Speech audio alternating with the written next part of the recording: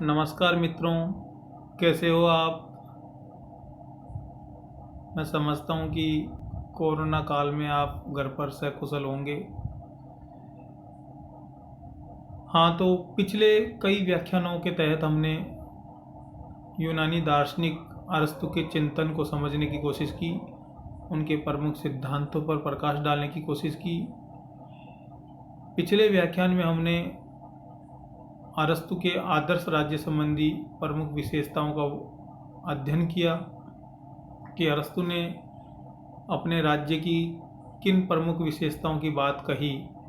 उनमें से कुछ विशेषताएं उनकी अपनी मौलिक हैं और कुछ विशेषताएं जो प्लेटो के उप आदर्श राज्य से मेल खाती हैं, उनकी बात हमने विस्तृत रूप से की। उसी कड़ी के तहत आज के इस व्याख्यान में हम अरस्तु एवं प्लेटो के सिद्धांतों की तुलना करेंगे।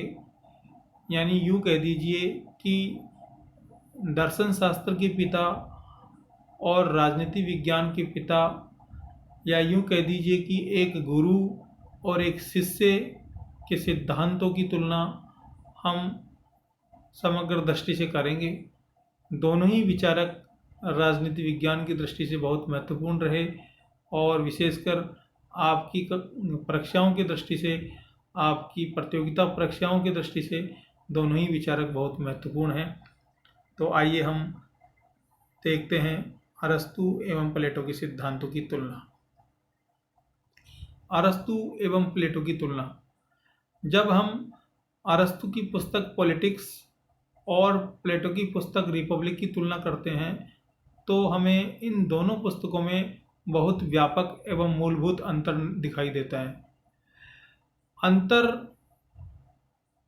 एक तो आदर्शवादिता का और यथार्थता का अंतर है।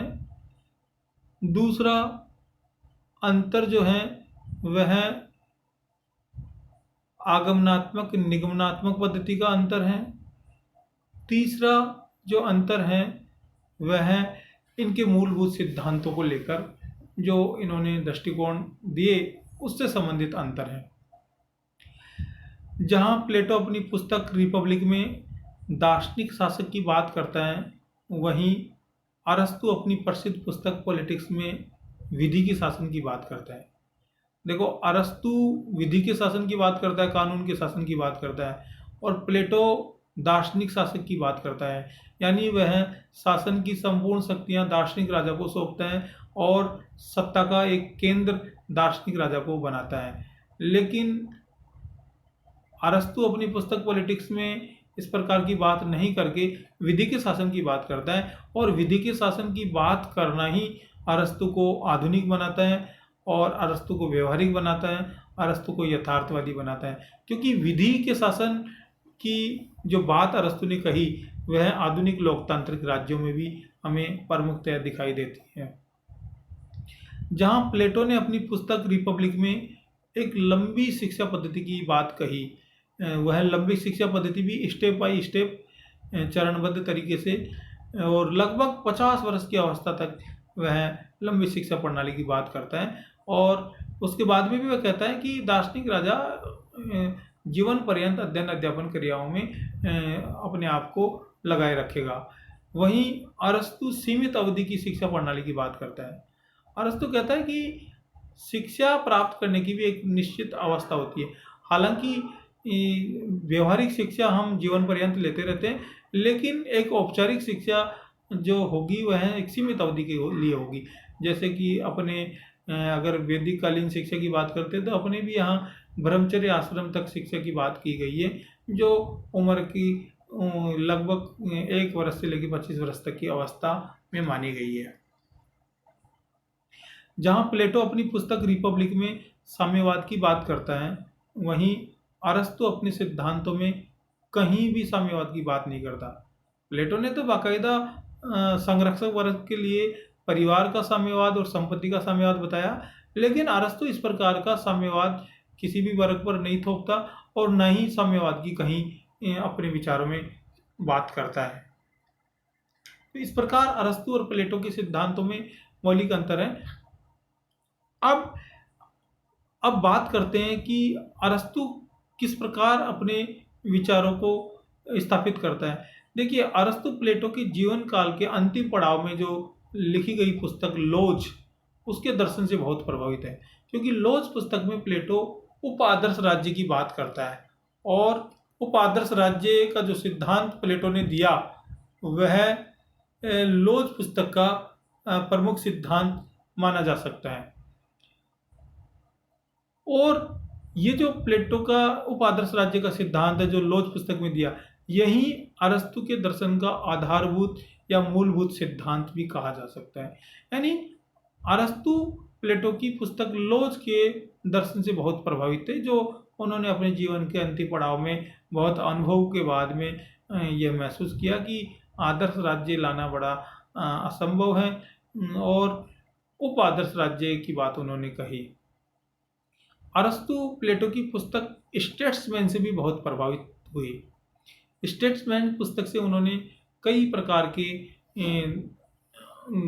सिद्धांत ग्रहण किए और उनको अपने सिद्धांतों में व्यवहारिक रूप से स्थापित करने की कोशिश की। तो इस प्रकार अरस्तु के ऊपर प्लेटो की छाया, प्लेटो का प्रभाव स्पष्टतया दिखाई देता है, लेकिन इन दोनों के सिद्धांतों में अंतर भी है, काफ़ी मौलिक अंतर भी है। हाँ, समानताएं भी बहुत हैं। मैक्सी महोदय तो अरस्तु को सबसे बड़ा प्लेटोवादी विचारक कहते हैं। वो कहते हैं कि अरस्तु से बड़ा प्लेटोवादी विचारक हो ही नहीं सकता, तो सबसे बड़ा प्लेटोवादी विचारक है। और फिर वही मैक्सी महोदय कहते हैं कि अरस्तु प्रथम राजनीतिक वैज्ञानिक हैं, यानी अरस्तु को प्रथम राजनीतिक वैज्ञानिक की संज्ञा भी मैक्सी ने दी। तो इस प्रकार अरस्तु के सिद्धांत पर प्लेटो का प्रभाव तो दिखाई देता है। एप्स्टेन कहते हैं कि अरस्तु प्लेटो में सुधार करने वाला प्रमुख विचारक है, यानी जो सिद्धांत आदर्शवाद के रूप में प्लेटो ने स्थापित की, उनको व्यवहारिक रूप में अरस्तु ने स्थापित किया। तो ये एप्स्टेन महोदय के अनुसार कि प्लेटो में सुधार करने वाला प्रमुख विचारक, यानी प्लेटो में सुधार करने वाला विचारक की संज्ञा उन्होंने अरस्तु को दी। अरस्तु का संवैधानिक वर्गीकरण का सिद्धांत, अरस्तु का क्रांति के कारण एवं उसके समाधान के उपाय, ये राजनीति विज्ञान की दृष्टि से बहुत महत्वपूर्ण योगदान है। आज भी अरस्तु को हम सभी फादर ऑफ पॉलिटिक्स के रूप में जानते हैं और फादर ऑफ पॉलिटिक्स के रूप में उनका अध्ययन करते हैं। ये न केवल राजनीति विज्ञान के विद्यार्थियों, न केवल राजनीति विज्ञान के प्राध्यापकों, अपितु संपूर्ण राजनीतिक जगत में अरस्तु का अपना एक विशिष्ट महत्व और अरस्तु के महत्व को नकारा नहीं जा सकता। क्यों? हाँ, हालांकि उनके कई सिद्धांतों की आलोचना भी हुई, और ऐसा कौन सा विचारक है जिसकी आलोचना नहीं होती? आलोचना सबकी होती है, कमियां सब में हो सकती हैं, लेकिन अरस्तु के अपने मौलिक सिद्धांत है और उन्होंने जो सिद्धांत प्लेटो से भी अडॉप्ट किए, उनको भी उन्होंने व्यवहारिक रूप से परिवर्तित करके एक नए परिवेश में नए रूप से स्थापित करने की कोशिश की। तो आलोचना भी हुई, जैसे अरस्तु के दास्ता के सिद्धांत की आलोचना हुई, अरस्तु के नागरिकता के सिद्धांत की आलोचना की हुई, जहाँ अरस्तु दास्ता की बात करता है और दास्ता में भी कहता है कि यूनानी लोगों को दार्शनिक नहीं बनाया जा सकता, वो कुछ लोगों को बुद्धिमान, कुछ लोगों को बुद्धिहीन बताता है। इसी प्रकार वह नागरिकता के जो सिद्धांत दिए उसमें जहाँ सीमित नागरिकता की बात करता है और समाज के एक बहुत बड़े तबके को वह नागरिकता के अधिकार से वंचित रख देता है। तो आलोचना के बिंदु भी हैं, लेकिन इन सब के बावजूद भी अरस्तु का राजनीति विज्ञान के दृष्टिकोण से योगदान अधिक व्यापक है, योगदान अधिक महत्वपूर्ण है। इसलिए अरस्तु को हम लोगों को अध्ययन करना आवश्यक है, चाहे वह प्रतियोगिता परीक्षाओं की दृष्टि से देख लीजिए या चाहे वह आपके बीए पाठ तृतीय की परीक्षाओं की दृष्टि से देख लीजिए। आप सभी लोगों ने पिछले कई व्याख्यानों में अरस्तु का विस्तृत अध्ययन किया और मैं समझता हूँ कि अरस्तु को इन व्याख्यानों के माध्यम से आपको समझने में कुछ सहूलियत हुई होगी और आगे की विचारकों की बात हम अगले व्याख्यानों में करेंगे। यह अरस्तु से संबंधित अंतिम व्याख्यान था अगर आप लोगों को कोई क्यूरी हो, कोई और समस्या हो, तो आप मेरे पर्सनल व्हाट्सएप नंबर पर मुझे मैसेज कर सकते हैं, मुझसे बात कर सकते हैं।